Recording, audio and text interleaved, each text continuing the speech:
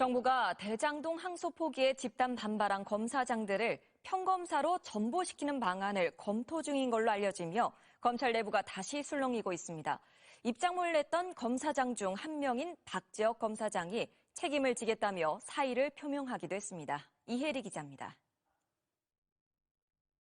대장동 사건 항소 포기에 반발해 입장문을 낸 일선지검장 등 검사장 18명을 평검사로 전보시키는 방안을 정부가 검토한다는 소식이 알려지고 난 뒤 첫 출근길.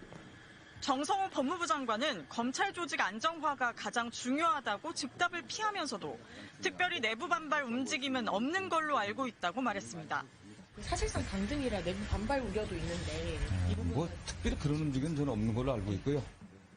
하지만 오늘 오후 입장문에 이름을 올린 지검장 중 가장 고참급인 박재혁 수원지검장이 사의를 표명했습니다.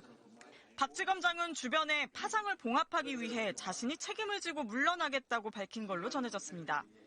민주당 등 여권은 집단 반발을 정치적 이해관계에 따른 선택적 항명으로 규정하고 강하게 인사 조치를 요구해왔습니다.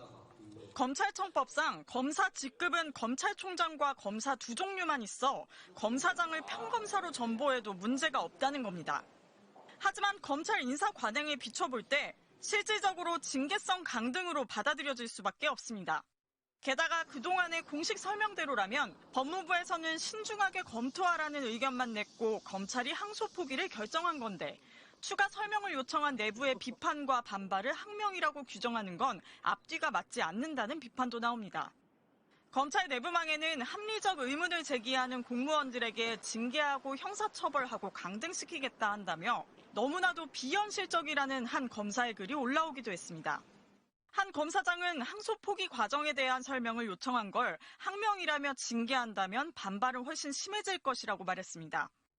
극심한 혼란 속에 정식 업무에 들어간 구자현 신임 검찰총장 직무대행은 오후에 정성호 법무부 장관과 면담했습니다. 검사장 평검사 전보에 관해서 의견 좀 전달하신 게 있을까요? 만나 뵙고 갑니다. 예. 공식적으로는 인사 발령 후에